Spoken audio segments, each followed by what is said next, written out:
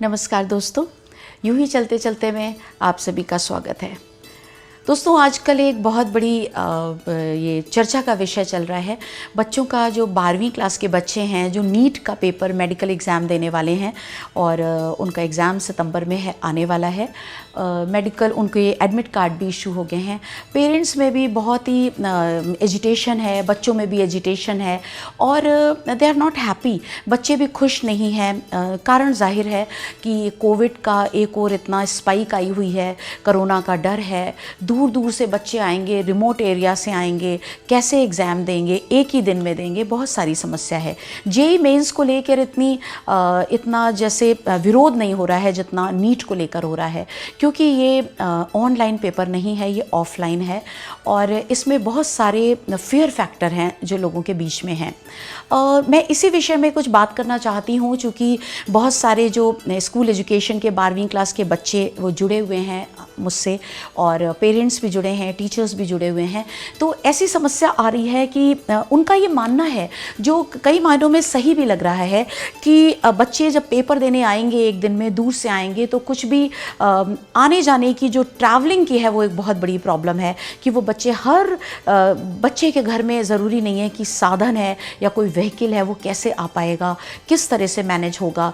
ऊपर से कितनी भी डिस्टेंसिंग करी जाए, एक सेंटर में बच्चे पेपर दे रहे होंगे। कोरोना का बहुत बड़ा एक फियर है सभी के मन में और बच्चे की हेल्थ से ऊपर कुछ भी नहीं है, तो ये भी एक बहुत बड़ी चिंता जो है वो सता रही है।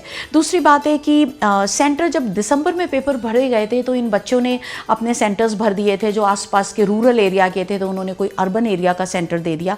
उसके बाद सरकार की ओर से एक बार ये ऐसा आया था, ये इन्फॉर्मेशन दी गई थी कि वो अपना सेंटर चेंज कर लें, पर ये इन्फॉर्मेशन भी शायद बहुत दूर तक या रूरल एरिया दूर बैठे बच्चों तक नहीं पहुंच पाई और बहुत से लोग अपना सेंटर भी नहीं बदल पाए। तो अब ये समस्या आती है कि बहुत सारे लोग चाहते हैं कि ये एग्ज़ाम पोस्टपोन हो जाए और ये एग्ज़ाम ना हो, क्योंकि इस दुविधा में कई बार तैयारी भी बहुत अच्छी तरह नहीं हो पाई है, हेल्थ का भी इशू है, आने जाने की जो ये लॉजिस्टिक्स हैं ये भी समस्या है। पर मेरा मानना है दोस्तों, कब तक इन एग्ज़ाम्स को टाला जाएगा, क्योंकि बहुत से बच्चे हैं जो नीट की परीक्षा दे रहे हैं, ये ड्रॉप आउट्स भी होते हैं 12वीं के बाद। कुछ तो फ्रेश बच्चे दे रहे होते हैं जिन्होंने 12th क्लियर करा है और कुछ बच्चे होते हैं जिन्होंने ड्रॉप करा होता है और ये दूसरी बार पढ़ाई करके दे रहे होते हैं, तो उनका एक साल ऑलरेडी वेस्ट हो चुका है। और नीट का एग्ज़ाम होना बहुत ज़रूरी है, क्योंकि ये दूसरा हायर एजुकेशन की तरह नहीं है कि बच्चे ने बीए या बीएससी में लेना है तो उसके 12th के नंबर के आधार पर उसको कॉलेज या यूनिवर्सिटी अलॉट हो जाए।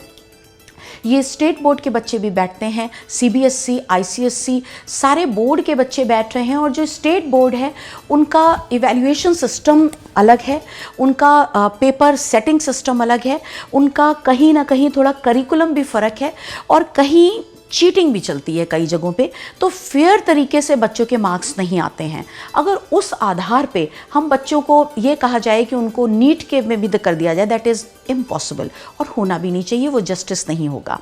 और अगर इस परीक्षा को बार बार, बिकॉज ये अनसर्टेनिटी की सिचुएशन है, कुछ नहीं पता कि कब तक कोरोना होगा, कब तक ये सिचुएशन रहेगी, तो मेरा मानना है कि आप तगड़े हो जाइए, तैयारी कर लीजिए, एग्ज़ाम को दे डालिए बहुत अच्छी तरीके से, क्योंकि आपका साल बहुत बर्बाद होगा। यहाँ टोटल अनसर्टेन सिचुएशन जो है, अनसर्टेनिटी की बनी हुई है, सारी जगह ग्लोबली ये बनी हुई है, तो कब तक एग्ज़ाम टाले जाएंगे। तो मेरे को ये आपको कहना है इस चैनल के माध्यम से, जो पेरेंट्स जो बच्चे देख रहे हैं, कि आप सरकार से जो डिमांड करना है उनसे मांगिए कि जिस सेंटर पे आपका पेपर हो रहा है पूरी तरीके से वो सैनिटाइज होता रहे, बार बार सैनिटाइज किया जाए।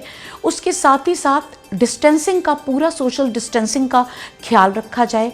और इसके साथ मुझे लगता है कि ट्रैवलिंग की सुविधा सरकार की ओर से दी जानी चाहिए, यानी कि जैसे कोई बस चला दी जाए रूरल एरिया में, ये डिमांड करिए कि आपकी परीक्षा को फैसिलिटेट किया जाए, कि आप आराम से आ सकें, टाइमली पहुंच सकें, कब रुकेंगे, कितनी देर रुकेंगे, वहाँ से आपको कैसे पहुँचाया जाए सेंटर तक, इस तरीके की सुविधाओं के लिए फैसिलिटेट अपने को करवाने के लिए ये डिमांड रखिए, तो आई थिंक सरकार भी सुनेगी और थोड़ी हेल्प होगी।